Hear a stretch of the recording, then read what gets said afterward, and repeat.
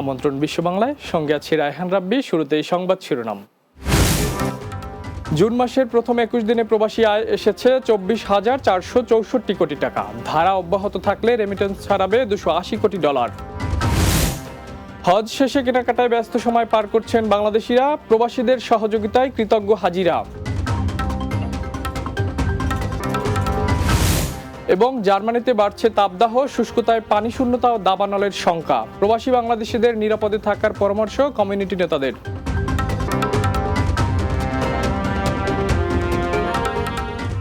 শুনছিলেন শিরোনাম, এবারে বিস্তারিত। চলতি জুন মাসের প্রথম 21 দিনেই প্রবাসীরা দেশে পাঠিয়েছেন $199 কোটি। দেশীয় মুদ্রায় যার পরিমাণ 24,464 কোটি টাকা। বাংলাদেশ ব্যাংকের হালনাগাদ পরিসংখ্যানে এমন তথ্য পাওয়া গেছে। চলতি মাসের বাকি দিনগুলোতে এ ধারা অব্যাহত থাকলে জুন মাস শেষে রেমিটেন্স $280 কোটি ছাড়িয়ে যেতে পারে বলে আশা করছেন সংশ্লিষ্টরা। বাংলাদেশ ব্যাংকের কর্মকর্তারা জানান, ব্যাংকিং চ্যানেলের মাধ্যমে পাঠানো এই রেমিটেন্স দেশের বৈদেশিক মুদ্রার রিজার্ভে স্বস্তি ফিরিয়েছে।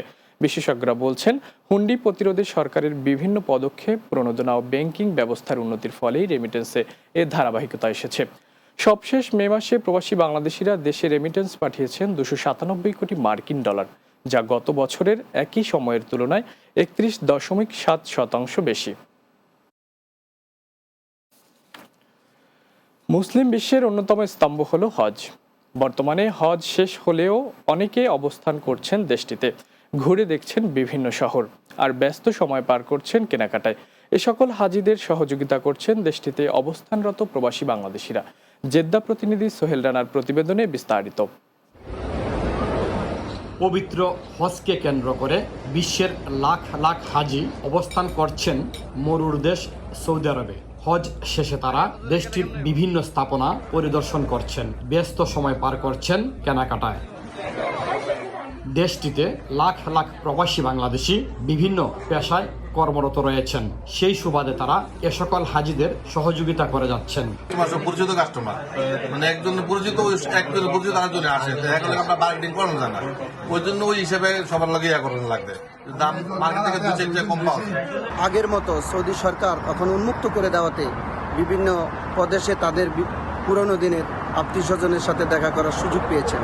আল্লাহর ঘরের মেহমান হাজি সাহেবরা হজ করতে এসেছেন, ওনাদের খেদমত করতে পেরে আমরা খুবই আনন্দিত। কর্মব্যস্ততার কারণে আসা হয় না। এখন যেহেতু হজের মৌসুম, অনেক হাজি রয়েছেন, আত্মীয় স্বজন রয়েছেন, তারা কেনাকাটা করবে, তাদেরকে একটু সহযোগিতা করব।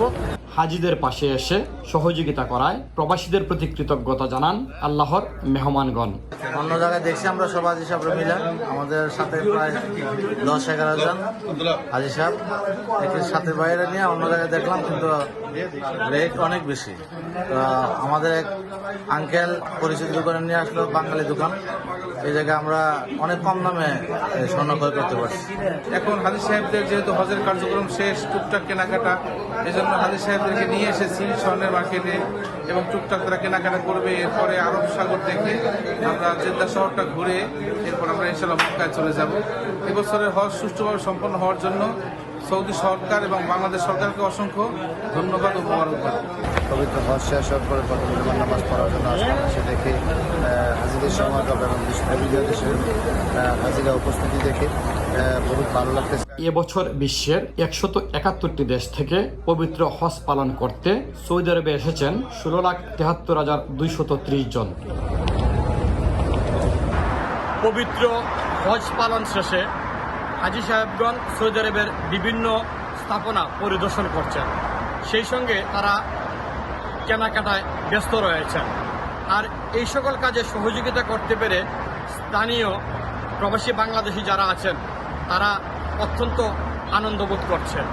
তারা আশা প্রকাশ করেন হজ শেষে তারা বাংলাদেশে নির্বিঘ্নে পৌঁছে যাবে। মোহাম্মদ সোহেল রানা, বাংলা টিভি, জেদ্দা, সৌদি আরব। ইউরোপের অন্যান্য দেশের মতো জার্মানিতেও তাপদাহ বেড়েছে। রোববার দেশটিতে সর্বোচ্চ তাপমাত্রা রেকর্ড করা হয়েছে 37 ডিগ্রি সেলসিয়াস। বৃষ্টির দেখা না পাওয়ায় বাড়ছে শুষ্কতা, পানি শূন্যতা ও দাবানলের শঙ্কা। এমন পরিস্থিতিতে প্রবাসী বাংলাদেশিদের নিরাপদে থাকার পরামর্শ বিশিষ্টজনদের। জার্মানি প্রতিনিধি আশরাফুল হক আকাশের পাঠানো প্রতিবেদনে বিস্তারিত। গ্রীষ্মের শুরুতেই তাপমাত্রা বাড়তে শুরু করেছে জার্মানিতে। প্রায় প্রতিদিনই কোথাও না কোথাও দিনের তাপমাত্রা 30 ডিগ্রি ছাড়িয়ে যাচ্ছে। রোববার দেশটির সর্বোচ্চ তাপমাত্রা ছিল 37 ডিগ্রি সেলসিয়াস। একদিকে সাপ্তাহিক ছুটির দিন, অন্যদিকে তীব্র গরম থেকে বাঁচতে এদিন গাছের ছায়া, লেকের কাছে ও শীতল স্থানে আশ্রয় নেয় সাধারণ মানুষ। তীব্র গরমের এই পরিস্থিতিতে নিরাপদে থাকার পরামর্শ দেশটিতে বসবাসরত প্রবাসীদের। প্রচণ্ড গরম, তাই ফ্যামিলি নিয়ে বন্ধু বান্ধব নিয়ে এখানে আসছি একটু ছায়ার তলে বিশ্রামের জন্য। বাংলাদেশি প্রবাসীকে সকলকেই আহ্বান জানাবো, আপনারা আপনাদের প্রয়োজনীয় ছাতি, ফল, পানি সাথে রাখবেন, যাতে করে তীব্র গরম থেকে আপনারা বাঁচতে পারেন। এদিকে আগামী দিনগুলোতে তাপমাত্রা অতীতের সব রেকর্ড ছাড়িয়ে যেতে পারে বলে আশঙ্কা করছেন দেশটির আবহাওয়াবিদরা। বিশেষ করে চলতি বছর দেশটির পরিবেশ ও প্রকৃতির জন্য কোনোভাবেই অনুকূল নয় বলে জানায় দেশটির আবহাওয়া বিভাগ। অনাবৃষ্টির সাথে তীব্র তাপদাহের কারণে পরিবেশ বিপর্যয় হওয়ার আশঙ্কাকে উড়িয়ে দিচ্ছে না জার্মান আবহাওয়া বিভাগ DWD।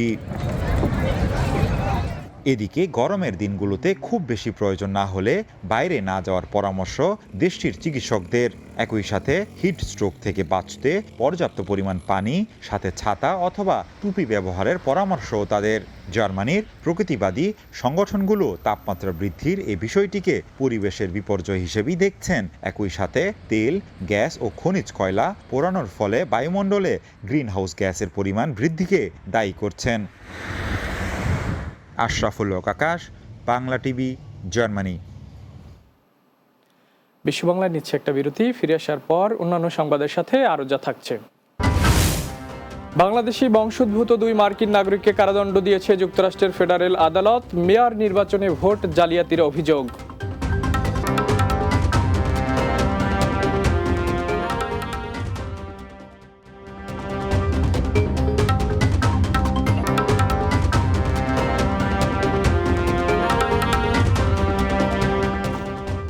বিরতির পর বিশ্ব বাংলায় স্বাগত আরও একবার।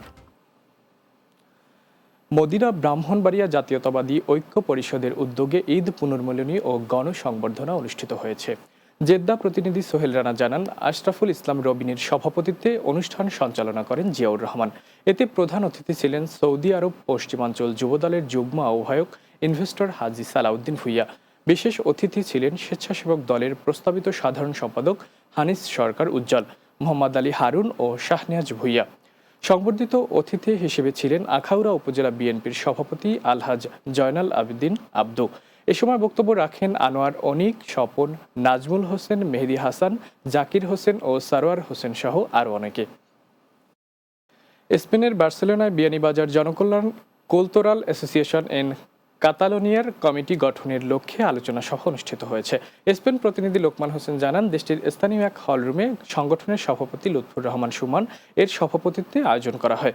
সাধারণ সম্পাদক লোকমান হোসেনের পরিচালনায় সভায় উপস্থিত ছিলেন শাহ আব্দুল কাদির, আজাদুর রহমান আজাদ, বাবুল আহমদ, শরীফ হোসেন, করিম আলী, জয়নাল আহমদ, রফিকুদ্দিন ও জাকির হোসেন পারুল। এ সময় বক্তব্য রাখেন সালিমউদ্দিন, মাহদি হাসান, আব্দুল আলিম বুলবুল, শাপলু আহমেদ, সুহান, এমডি জুয়েল, রাজু আহমেদ, সাব্বির আহমেদ, কামাল ও আব্দুল আহাদ সহ আরও অনেকে।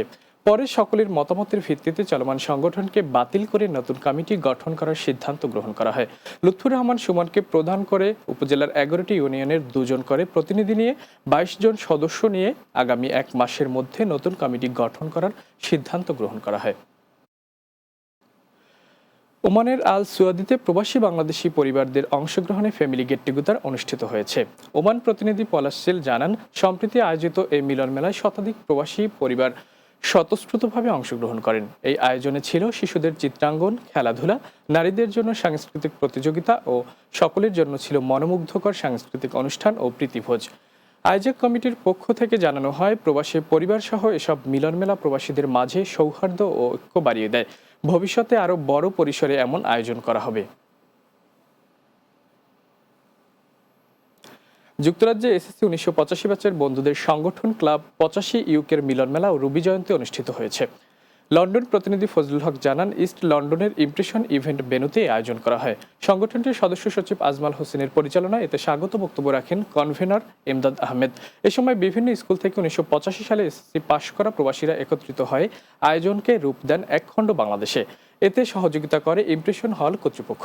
বেথনাল গ্রিনের ডিসকাউন্ট বাজার, অনলাইন গ্রোসারি, প্রবাসী পল্লী গ্রুপ, বাংলা টাউন ও এরোলেক্স ট্রাভেল এজেন্সি। অনুষ্ঠানে র্যাফেল ড্রর পুরস্কার হিসেবে লন্ডন রিটার্ন টিকিট প্রদান করা হয়। এ সময় উপস্থিত ছিলেন আজমল, রুশি, শাহিন মোস্তফা, জুথি, মানিক, ফয়সাল, সুবিন, শহীদ, রিপন, রহিম, মিশকাত, হেপি, নিশাত, রফিক, হায়দার, পারভেজ কুরেশি সহ আরও অনেকে। যুক্তরাষ্ট্রের পেনসিলভেনিয়ায় ভোট জালিয়াতির ঘটনায় বাংলাদেশি বংশোদ্ভূত 2 মার্কিন নাগরিককে কারাদণ্ড দিয়েছেন দেশটির ফেডারেল আদালত। তারা হলেন নুরুল হাসান ও রফিকুল ইসলাম। 2021 সালে মেলবোর্নের বড় শহরের মেয়র নির্বাচনে ভোট জালিয়াতি করেন তারা। এক বিজ্ঞপ্তিতে এ তথ্য জানিয়েছে পেনসিলভেনিয়ার ইস্টার্ন ডিস্ট্রিক্টর ইউএস অ্যাটর্নি অফিস। এতে বলা হয়, মেয়র পদপ্রার্থী নুরুল হাসান ও তার সহযোগী রফিকুল ইসলাম সুপরিকল্পিতভাবে ভোট জালিয়াতির ষড়যন্ত্র ছিলেন। তারা মেলবোর্ন শহরের বাইরে বসবাসকারী পরিচিত জনদের ব্যক্তিগত তথ্য সংগ্রহ করে ভুয়া ভোটার হিসেবে নিবন্ধন করেন এবং তাদের নামে মেইল ইন ব্যালটের মাধ্যমে ভোট প্রদান করেন। হাসান নিজেই তার ব্যবসায়িক প্রতিষ্ঠানের কম্পিউটার ব্যবহার করে সংশ্লিষ্ট ওয়েবসাইটে গিয়ে ভোটারদের ঠিকানা পরিবর্তন করেন। এদিকে এই রায়ে প্রবাসী বাংলাদেশি কমিউনিটির মধ্যে মিশ্র প্রতিক্রিয়া সৃষ্টি হয়েছে।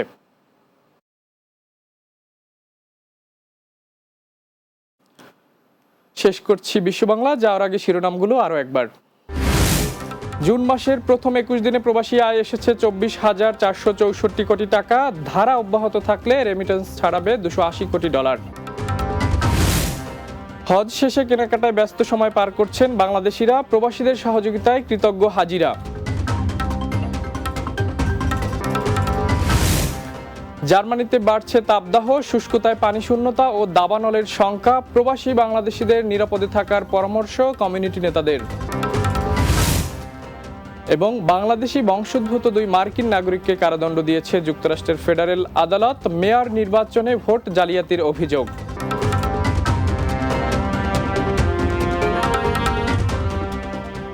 এই ছিল বিশ্ব বাংলায়। এতক্ষণ সঙ্গে থাকার জন্য ধন্যবাদ সবাইকে।